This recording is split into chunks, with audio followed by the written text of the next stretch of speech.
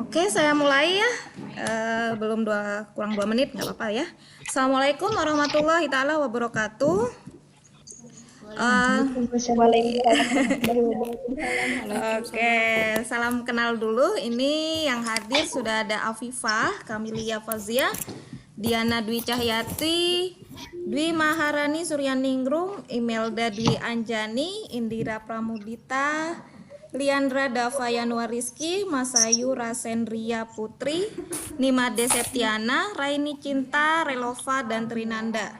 Total yang hadir di awal ada 12 anak ya. Oke, saya coba ganti slide-nya. Saya cek dulu apa slide saya sudah berganti atau belum. Di bagian kompetensi dasar. Oke, bisa saya lanjutkan ya. Kita masuk ke sistem pencernaan manusia ya. Saya pikir materi ini sudah nggak asing lagi karena di SD kalian sudah mendapatkan materi ini ya. Kompetensi dasar pada materi ini yaitu yang pertama menganalisis sistem pencernaan pada manusia dan memahami gangguan ya yang berhubungan dengan sistem pencernaan dan bagaimana menjaga kesehatan. Kemudian untuk keterampilannya menyajikan hasil penyelidikan tentang pencernaan mekanis dan kimiawi ya. Kemarin kalian sudah melakukan uji praktikum sederhana di rumah dengan membuat laporan eksperimen yaitu untuk uji amilum dan uji lemak ya.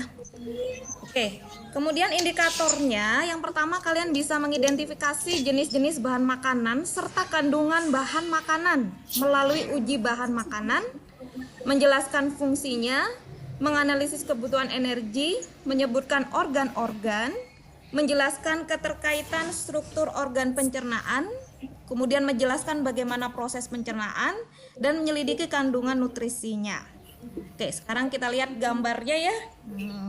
Ya, enak ya gambarnya, ada yang makan roti, minum susu, makan nasi goreng ya.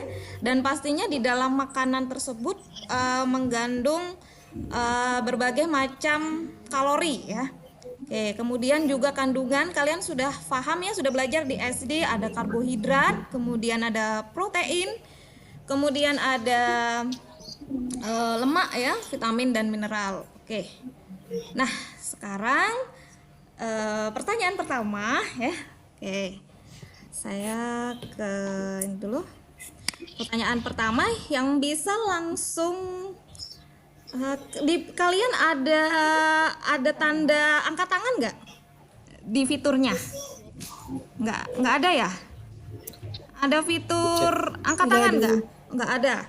Oke, langsung nyalakan mic aja ya yang bisa jawab pertanyaan saya. Oke, larutan apakah yang digunakan untuk melakukan uji amilum? Saya Bu. Ya, oke, silakan jawab. Yang laki ini suaranya ini. Siapa namanya? Irham Syah. Oke. Ya, kebetulan Irham Syah nyalain video jadi saya bisa melihat wajah cakepnya ya. Ya, oke. Apa jawabannya Irham Syah? Amilum ya Bu ya?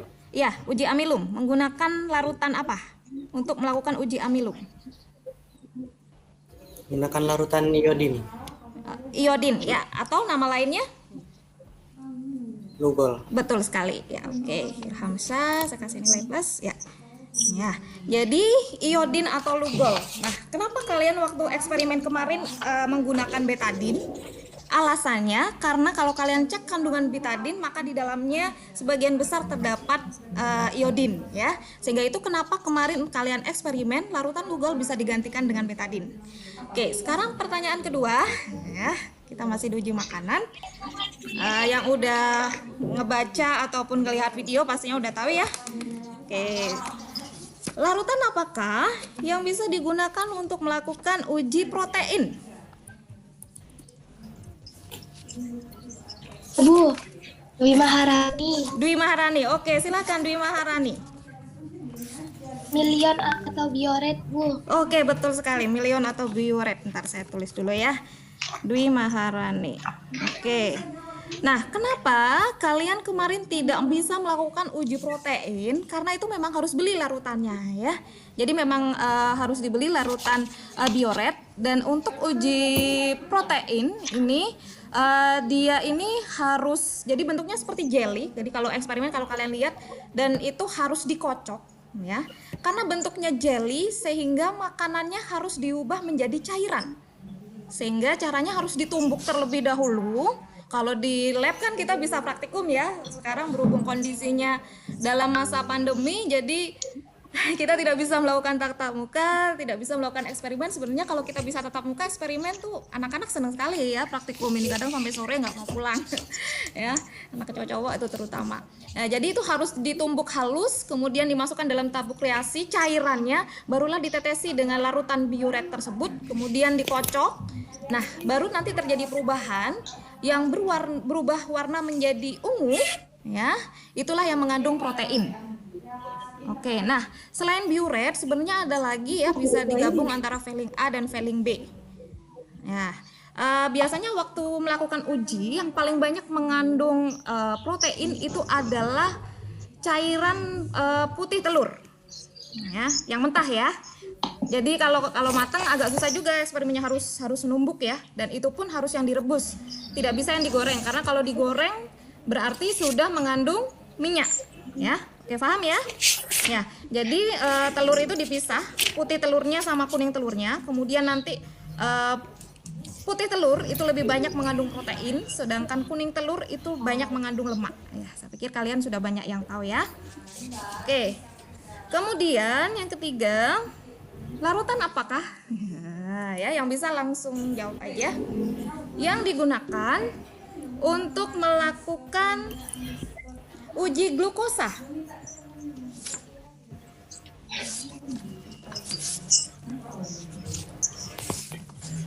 Oke, ada yang mau jawab?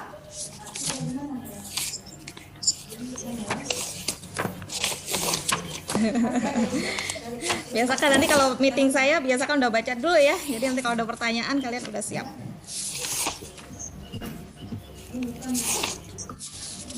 Oke, ada yang mau jawab?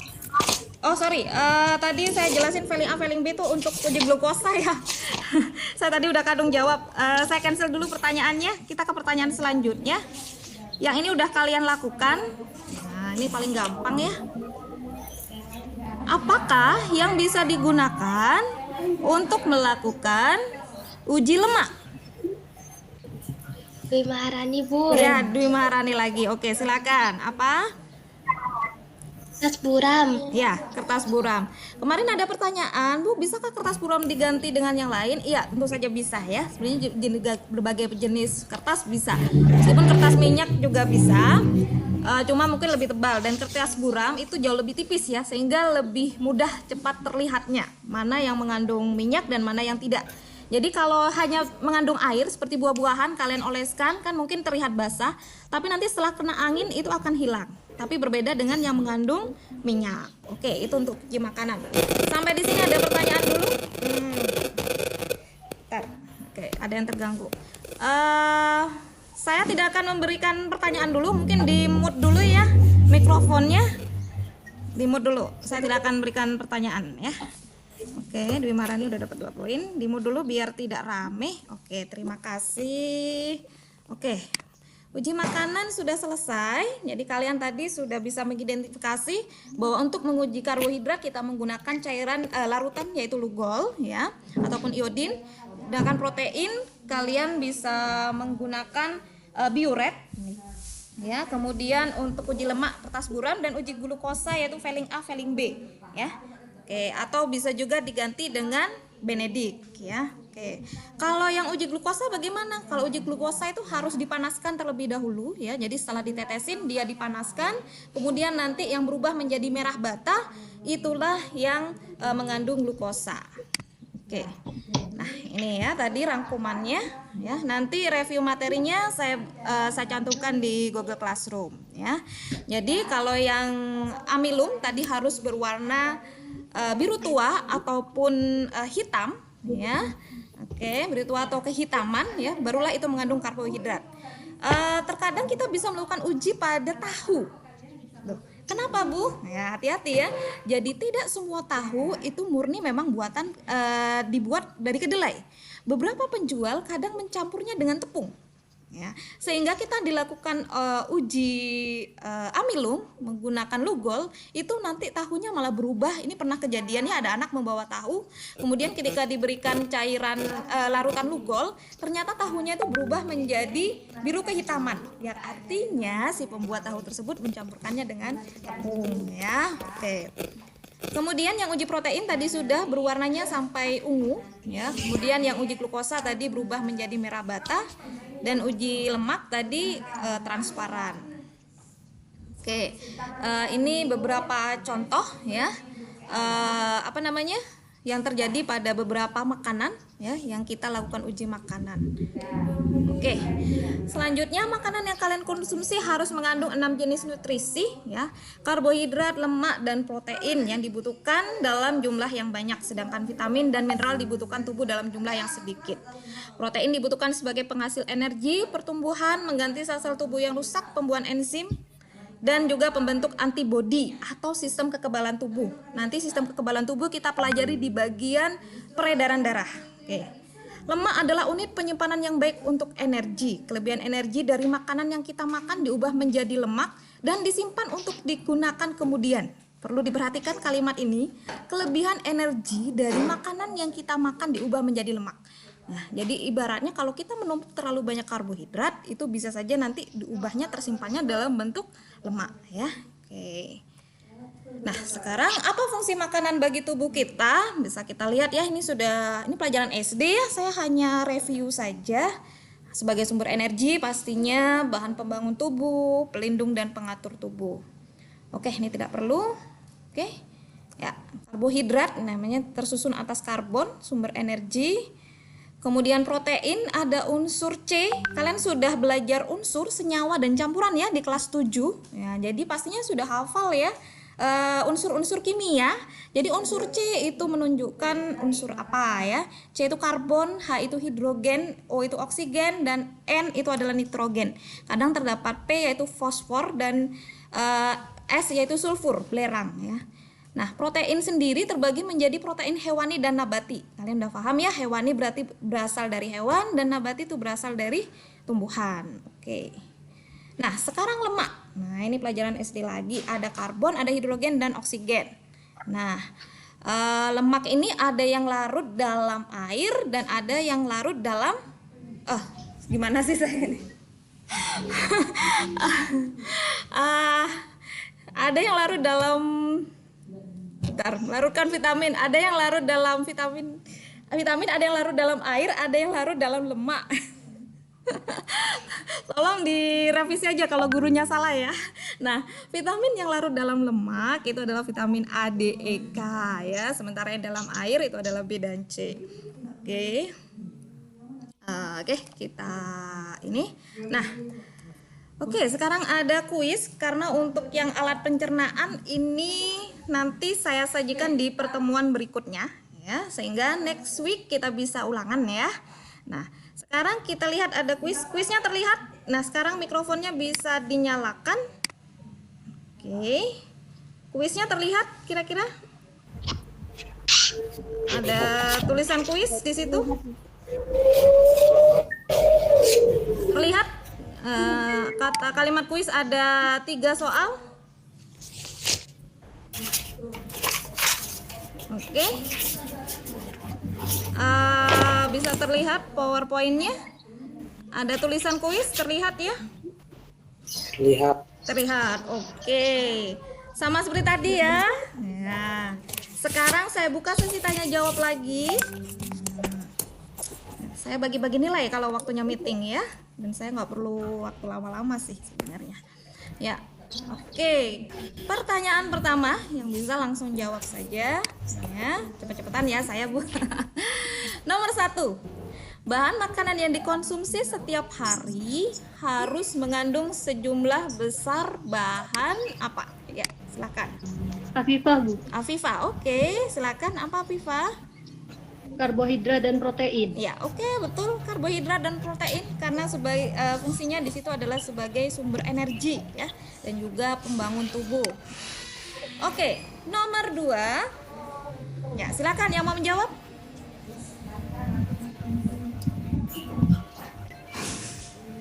Ketika melakukan uji makanan dengan bioret, tampak muncul warna ungu pada bahan makanan.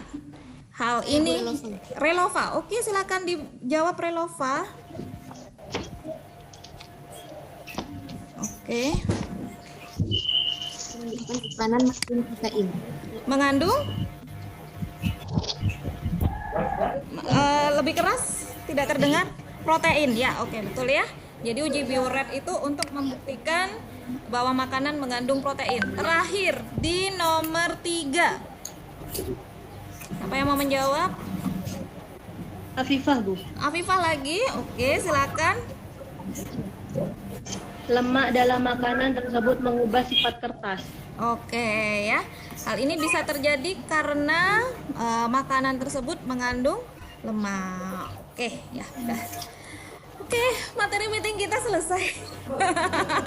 Ya, karena saya masih review di bagian uji makanan ya.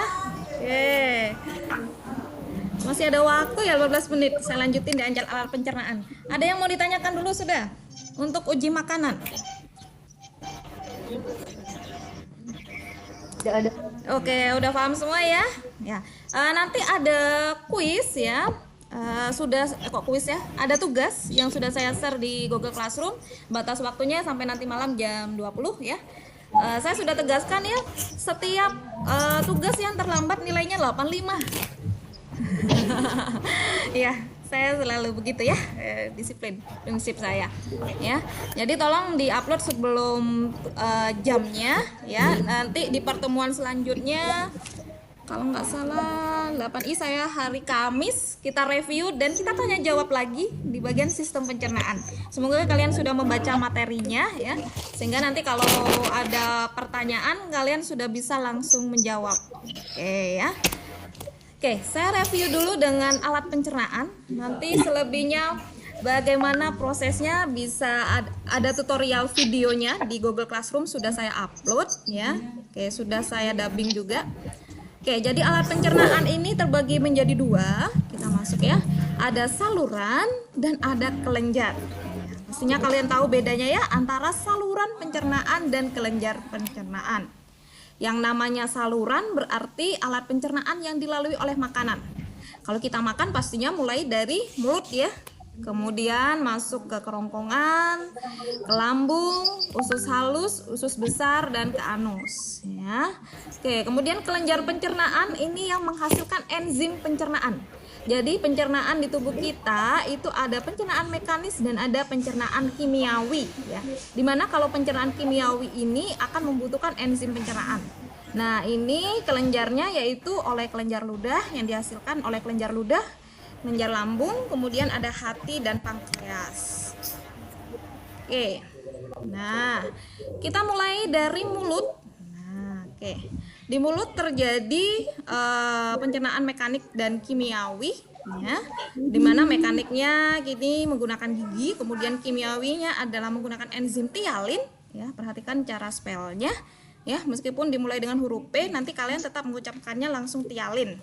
Yang terdapat pada ludah yang dihasilkan oleh 3 pasang kelenjar ludah atau saliva. Nah, tialin ini berfungsi mengubah zat tepung menjadi maltosa atau glukosa. Jadi kalau ada pertanyaan enzim apakah yang pertama kali mencerna makanan, maka jawabannya adalah enzim tialin. Ya, jangan sampai keliru. Terkadang siswa tuh menjawab enzim pepsin, mereka udah langsung ke lambung ya, renin. Mereka lupa bahwa sebenarnya di mulut tuh sudah ada enzim. Ya, jadi enzim yang pertama kali mencerna makanan itu adalah enzim tialin. Ya, oke. Nah, ini struktur rongga mulut. Nah, ya, di sini ada gigi, kemudian di situ ada tonsil atau amandel. Nah, oke, ini pertanyaan tapi tidak ada poin. Di sini ada yang punya gangguan di bagian amandel. Oke, jawab saja. Atau ada yang pernah sampai operasi? Gangguan di bagian amandel? Makanya pernah Bu. Siapa? Makanya. Oh, ada ya? Ada yang sudah sampai operasi? Ada. Ada. Boleh tahu dong, Bu Airin siapa namanya ini? Mas Ayu Rasendria. Siapa, Nak? Mas Ayu Rasendria. Nafaira Sindria. Rasendria. Mas Ayu. Oh, Mas Ayu. Mas Ayu Rasendria. Oh. Kelas berapa operasi amandelnya? Kelas 2 SD. Oh, kelas 2 SD sudah operasi amandel ya. Mulai pembekakannya, gejalanya dari TK. Dari mulai gejalanya, terlihat gejalanya, pembengkakan, kemudian terasa nyeri saat menelan. Mulai kelas berapa? Atau mulai usia berapa?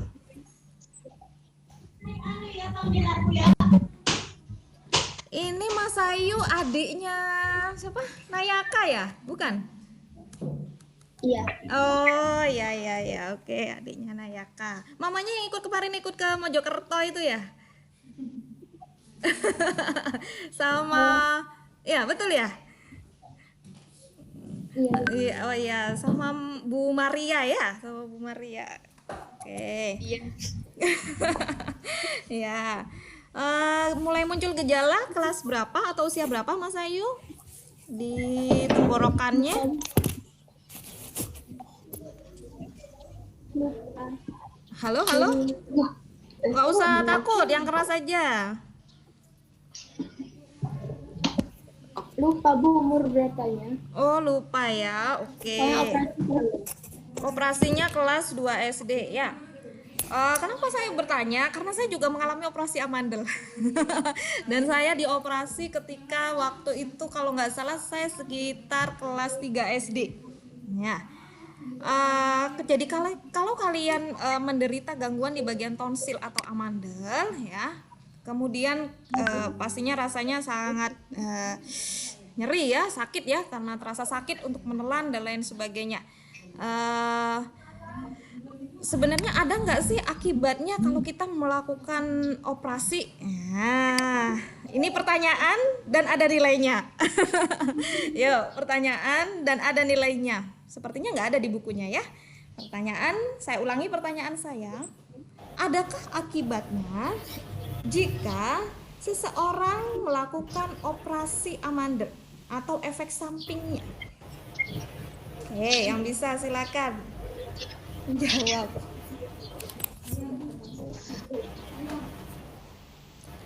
Ayo. Oke, siapa ini? Siapa? Ada yang jawab ini?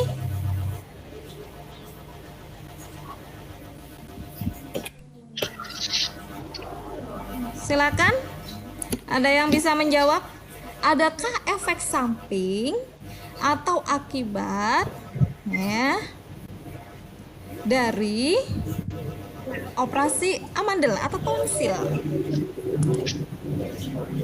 Afifah, Bu. Afifah, oke, Afifah jawab lagi. Oke, silakan dijawab Afifah. Efek sampingnya rasa tidak nyaman pada mulut sehingga mengurangi kenikmatan saat makan.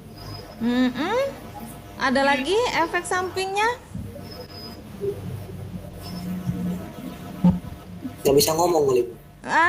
Siapa ini? Nggak bisa ngomong lah, kok Mas Ayu bisa ngomong ya? Saya juga bisa ngomong.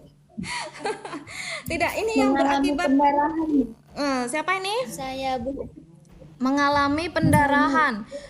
Mas Ayu, ya, memang setelah operasi ada proses pendarahan, itu kenapa biasanya mereka disarankan untuk banyak mengkonsumsi es. Jadi kalau saat gangguan tonsil atau amandel, mereka dilarang minum es, tapi setelah melakukan operasi amandel atau tonsil, mereka justru disarankan untuk mengkonsumsi es untuk mengurangi pendarahannya.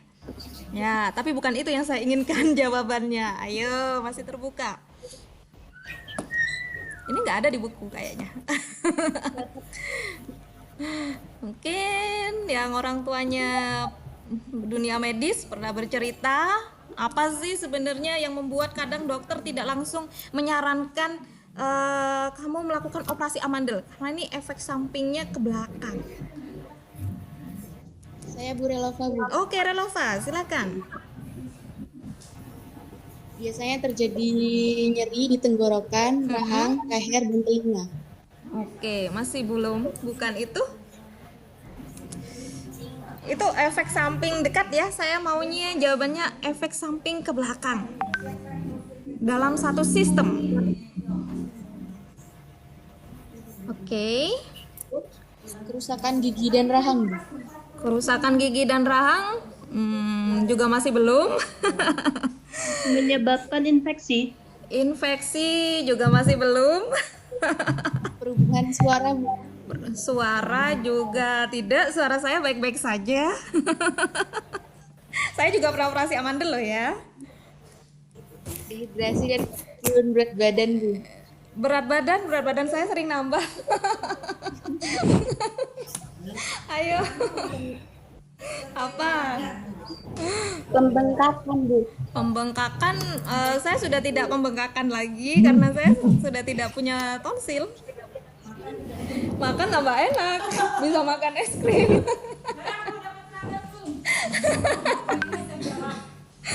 Ayo. Ya, nanti lain kali next meeting lagi kita masuk ke sistem pencernaan, belajar dulu ya. Ya nanti kalau saya ada pertanyaan kalian bisa langsung jawab.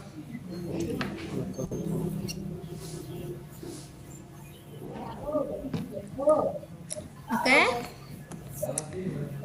Ada ya lagi yang masih mau mencoba browsing?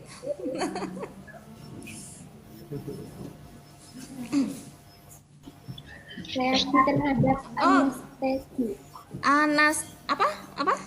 Anestesi. Anestesi. Masih belum.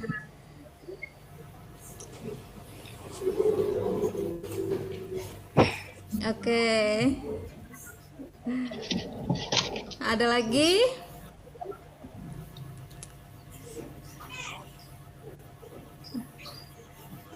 Silakan. Gangguan pernapasan, Bu. Gangguan pernafasan tidak, saya baik-baik aja bernafasnya. Terjadi pembengkakan, Bu. Pembengkakan tadi sudah dibahas ya, tidak ya. Pembengkakan itu hanya efek saat setelah melakukan operasi. Jadi setelah itu bisa diredakan dengan konsumsi.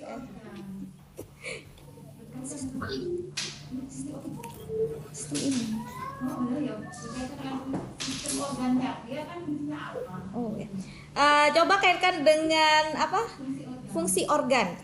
Ya. Bisa browsing dulu, masih ada waktu karena pertemuan selanjutnya baru saya bahas tentang sistem pencernaan mulai dari lambung, usus halus dan lain sebagainya. Mungkin nanti ada pertanyaan yang tidak ada di buku ya, jadi kalian bisa browsing dulu.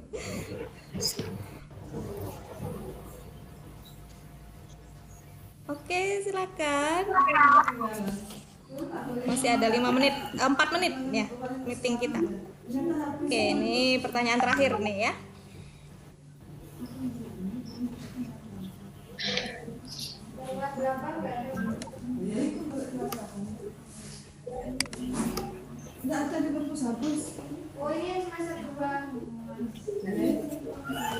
Oke, ada yang mau jawab?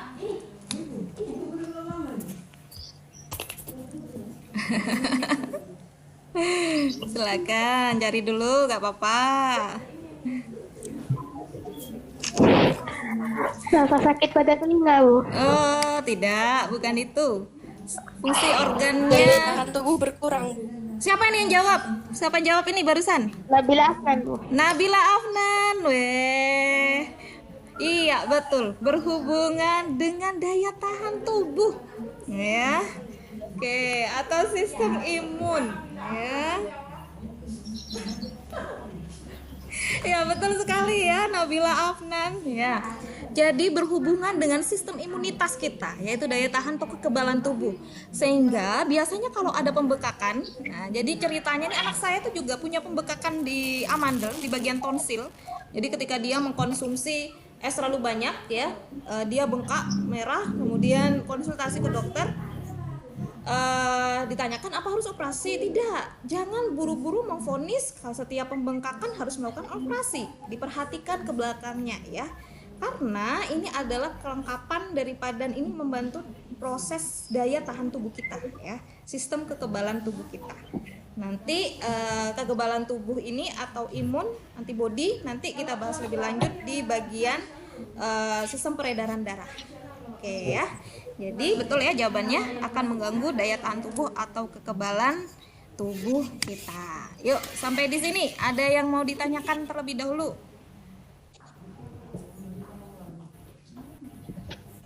Oke, nggak ada ya.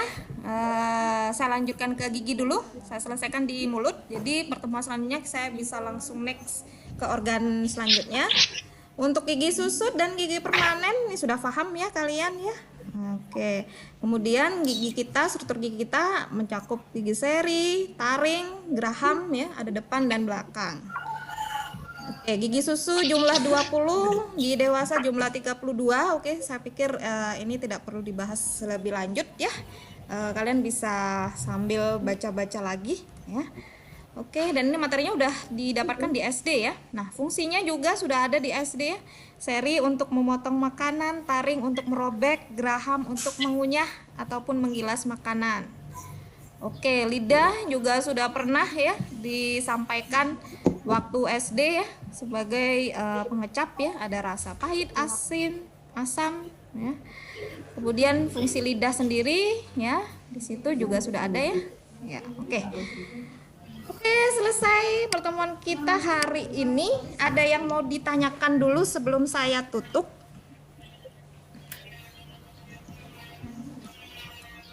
Ini sepertinya hadir semua ya. Saya lihat kalian jumlahnya 24 ya?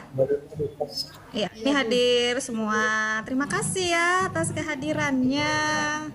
Oke, saya juga tidak mau terlalu lama. Kalian apalagi yang pakai paketan nanti pasti kuotanya banyak habis ya kalau udah live meeting seperti ini ya. Makanya saya nanti tiap meeting hanya 30 menit saja ya. Tapi tolong kalian disiapin, dibaca dulu. Jadi saya langsung to the point pada materi dan langsung pertanyaan hingga nanti langsung kita selesai. Kita masih ada satu meeting lagi di hari Kamis. Kemudian jangan lupa tugasnya sehingga next week kita bisa ulangan harian untuk sistem pencernaan. Oke, paham ya? Oke, sudah jam 9 tepat. Oke, kalau tidak ada pertanyaan, saya akhiri. Mohon maaf jika ada salah kata.